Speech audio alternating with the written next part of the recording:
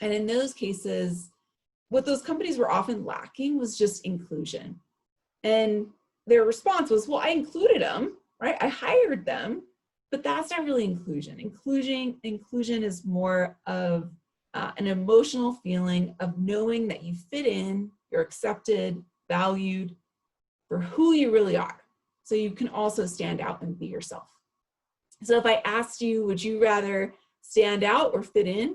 What would you say? You can pop it in the chat and tell me would you rather stand out or fit in? Most people, I'll say, can't really answer that question because you want both, right? Like, of course I want to be accepted, but if I have to change everything about my core identity, who I am, in order to be accepted, then I don't know that I really feel included. And what the book goes through is really the subtle ways that even the most well-meaning leaders often go wrong, and ways that they can pivot to do a better job of creating inclusion. So I'm going to talk about each of these. You can call them archetypes or prototypes of leaders, but they're really following along these two axes of uniqueness and belonging. And so I'm going to just talk a little bit more about what I mean by feeling both uniqueness and belonging. So if you feel neither, no one knows who you are, and you don't feel accepted, then people really talked about just feeling invisible. They don't interact with other people. They're not included in conversations. No one would care if they left. If people feel really accepted, but only because they're faking it, so they have high belonging, low uniqueness, they describe that as feeling incomplete. They couldn't, you probably heard the phrase, like, bring their whole selves to work. And that's emotionally exhausting and often precipitates turnover from the organization. The person quits and finds an organization where they can just be themselves and relax. Other people talked about feeling unaccepted, but everyone knew what they were all about. So maybe they were kind of insular, isolated, and alone. Oftentimes this took the form of being the one woman in the room or the one woman of color in the room that every question around race and diversity becomes. Let's ask Stefanie. She's a Mexican woman. Speak on behalf of all people of color and all women. And that doesn't really make people feel the belonging. You feel like this is the group and you are this little satellite person who's not part of the core group. So you feel insular. Or you can have both, and that's when you feel included. You feel valued for who you really are. So I'm going to talk a little bit about each of the ways that leaders can potentially go wrong and then how they can fix that. And then I'll hopefully have time for questions on these topics, because I want to hear your reactions and also if you have any more specific questions. So the culture crusader is that leader who does a super good job on belonging, but not a great job on uniqueness. And oftentimes this takes the form of, like, they have to be a culture fit. We hire on culture. We want everyone to be kind of the same. And the folly of that archetype is that people aren't just the same. If you want only people who act exactly the same, you're probably not going to successfully bring in a lot of diversity. And realistically, there are people on the team who don't fit in, but they're faking it to try to fit in because they know that's what's valued. And those people aren't contributing their full potential. We see this in a lot of tech companies where they have really good belonging, but people just don't feel like they can be themselves. And so what's the pivot for culture crusaders or team players? Team players, just like the female version of a culture crusader, is to try to actually create a culture, so make part of the culture the idea of individuality, and that people can demonstrate their unique selves, you know, make it safer for people to be different. Other leaders who maybe didn't focus too much on either the uniqueness or the belonging were meritocracy managers. These were leaders who thought they were doing a good job for diversity and inclusion because they were just like, I just want to hire the best person for the job. I'm not going to lower the bar, but I don't see color, I don't see gender. And as a result, I'm good, right? I'm doing a good job for diversity. But the folly there for meritocracy managers is one, that we're just really bad at assessing meritocracy. Like, I don't know what that means. And just the term alone can cause people to actually become more biased. So in a research study where they told HR representatives that a company they worked for was either a meritocracy, or they didn't say that, when they told them it was a meritocracy, the HR representatives actually rated the white male candidates as more positively and gave them higher raises than non-white male candidates. And of course, like any study, they were using identical resumes that were counterbalanced. So you switch which resume belongs to the white man. And just saying meritocracy makes people think white man. A third way that leaders went wrong was doing that high uniqueness, but not really doing a good job of aligning everyone so that we're bringing everyone together to create belonging. But instead, by saying, we just need to hire more women, we just need to do a better job with people of color, they're often alienating the white men in the organization. And we know from study after study that diversity and inclusion initiatives are most successful when white men are also involved and brought on board. So thanks for the men in the room today. And then the last one was the optimist. These are leaders who really did understand both diversity and inclusion, but they were just kind of middle-ish. They weren't like really putting a lot of effort or intention toward it because they believed it's just going to happen, right? Like if you look at CU grads, 50% are women. So over time, our workplaces will be equal. But in fact, the data showed it'll take like 170 years to actually achieve that equality, which probably feels too long for people who aren't experiencing equality. So where can you invest as individuals running your own companies to create more diversity and inclusion? I'm going to give you 4 areas. The first is recruitment and staffing. That's really a diversity issue.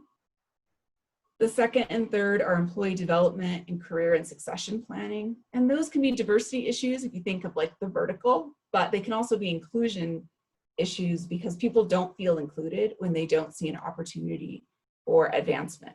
And then the last one's just specifically the cultural element, just the inclusion. So let's start with recruitment and staffing. Just a few points, and we can talk more about any of these things, but broaden your pool of applicants. Make sure that when you go to interview, you have a diverse slate of candidates, which means more than one non-white guy on your finalist slate. Make sure that when you're evaluating people, you have criteria laid out up front and you're evaluating people against those criteria. So I call it the DCBA principle, which is define criteria before assessing. And that seems obvious, but we often ABCD, which is just, we interview someone and then we backfill all the reasons why the most prototypical candidate should be hired. And we do this unconsciously, not maliciously. You could also use anonymization or blinding. And then maybe consider for that final decision on who to hire, to not just think of who was the best person for the job, I'm going to put air quotes, best person for the job, but really who adds the most value to the team, who's bringing a different perspective, knowledge set, background. Employee development, here's a few ideas. Design diverse or reciprocal mentoring relationships. We know in particular, baby boomers and millennials both benefit greatly from mentoring relationships with each other. So the mentor feels higher engagement when they're mentoring a millennial or Gen Zer, and those younger folks feel higher engagement because they're being mentored by someone who actually has experience. And so both people, in a lot of ways, kind of learn from each other. Also, something a lot of companies don't do is consider sponsorship in addition to mentoring. Like, who do you recommend for promotions, awards, whatever it might be, and are you doing that equally? And then finally create developmental opportunities so that everyone really does feel like they can get ahead. For career and succession planning, this is primarily advice for white knights and shepherds, of people who they really care about the uniqueness part. They're trying to support women and people of color, women of color, but it's not working. Maybe they're experiencing backlash. Maybe they're just not getting the results that they hope to get. And usually the gap there was that they're doing a lot of talking, like mentoring these folks to death, but not actually giving them the experiences they need to be successful. So instead, determine those key experiences and introductions, like who do they need to meet? What would they need to do to get promoted? Two of the most common things are supervisory experience. So maybe there's a way they can get that, or P&L responsibility, especially higher up in the organization. That's a key differentiator, particularly for women when it comes to success. And then the last one, just the culture. When you're in meetings, ensure all voices are invited. Consider who's in the room, who was left out of the room, and then who's being heard, who's getting most of the airtime. If you hear people who are saying things that are maybe microaggressions or not very inclusive, I say call them in, maybe rather than call them out. So you can speak to them, and this is particularly effective for white men speaking to other white men. But ask them, like earlier you said this and I wanted to let you know how some people might take that, or ask you what you were intending to say, to try to bring people around rather than creating conflict. And then finally, consider and celebrate differences. If you think about so many of the things that we do, even in my department, we'll do happy hours. It's great, it builds belonging, but it may not include everyone. Some people don't drink for health reasons or religious reasons. Maybe happy hours are too late in the afternoon for people with kids. And so maybe there's other things you could also do, like have coffee hours, so that people with different backgrounds and preferences can all be included. Okay, if you want to know more about this, and then we're going to talk about some questions. I am super happy to share this Inclusify book with you.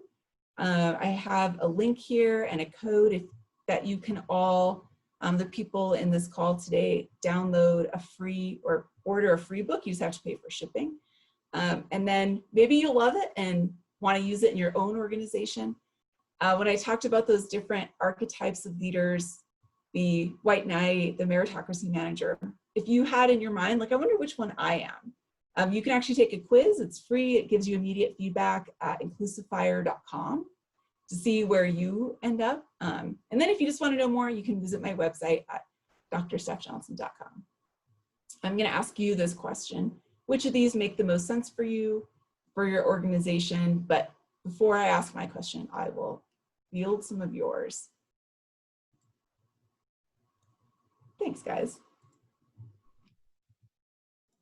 Thanks, Stephanie. Yeah, if you guys have any questions, go ahead and unmute yourselves and you can ask it, or you can chat it in the chat box, either one. I'm going to go first. Oh, I got my mute off first.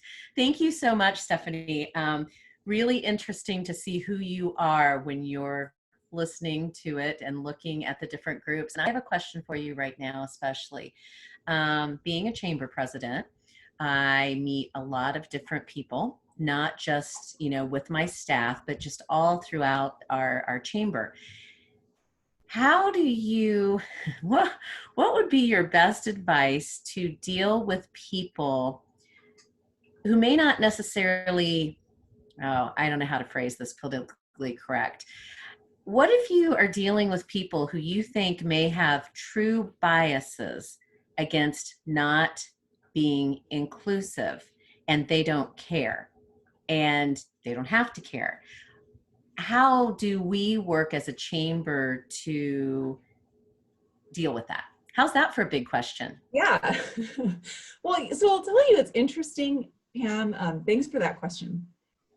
I'll say in my research for the book and my research at CU, I haven't found a ton of leaders who don't want to be inclusive. Like, I certainly have come across people who don't care about diversity, and they're probably meritocracy managers. Oftentimes they're like, I don't know why I have to do this whole diversity thing that's new. I just want to hire the best person for the job. I'm not interested in changing the way that I do things, which is why I think actually inclusion tends to land a bit better, because if you ask leaders, do you want to hear everyone's perspective and make better decisions? I have yet to come across a leader who says, no. Maybe for social events, they're like, I don't care, we're just drinking. But that doesn't mean that other people can't also plan events. But at least for the like core elements of the like tasks that people need to do, I've yet to come across someone who says, no, I don't want to know other people's views. I just like my own. I've certainly come across people who that's true for, but they don't know that that's true, right? They still think that they're the type of person who would want to hear different views. So maybe inclusion's a good entry point there. Like, do you want to do these things because it improves your decision making, because it improves your effectiveness? And maybe another way to phrase it that has seemed to work for me is around organizational civility or incivility. Like, do you want to be a jerk to your employees? No, right? There's a great book, like it's called The No Asshole Rule. And no one wants to be that person, right? And if you can just frame this is just one type of incivility. You don't want to be that guy, right? Or woman. Awesome. Thank you. Absolutely. Good morning, Stephanie, Kim Calamino. Thank you so much for your presentation this morning. I've heard you speak and I've read lots of articles that you've written on unconscious bias. And I wonder if you could speak a little bit about the relationship between, we all have unconscious bias and how we recognize it and how that plays into being better at inclusion and diversity in the business place. Yeah, absolutely. Nice to see you, Kim. Nice to see you. So we all have unconscious bias, obviously, as you said, and I think to really start to move the needle on some of these other things, like how you do selection practices, how you're deciding who gets access to employee development, it's really imperative that if you want to be really successful, begin with acknowledging your unconscious bias. The ways in which your like preconceived notions about different groups might be affecting your decision making. And I'll add to that an awareness of like structural inequalities right now is a really big topic in organizations. Certainly at CU, people are talking about this, and it's like, do your systems disproportionately impact certain groups? That's not an unconscious bias, but it is a bias, and it impedes the success of these diversity programs. So if that is a concern, like lots of companies do unconscious bias training. There's a chapter on unconscious bias in Inclusify. And then there's anti-racism trainers or consultants who will come in and look at your practices. It may be a little much for small businesses because you could probably look at your own practices. Unless some of you are really, really big, usually I think these are issues that you can tackle maybe on your own with a little bit of guidance, not like you don't need to overhaul the whole thing. But I don't know if that answers your question. I do love to talk about unconscious bias. Thank you. Absolutely. Yeah, we have time for one more question, if anyone has any.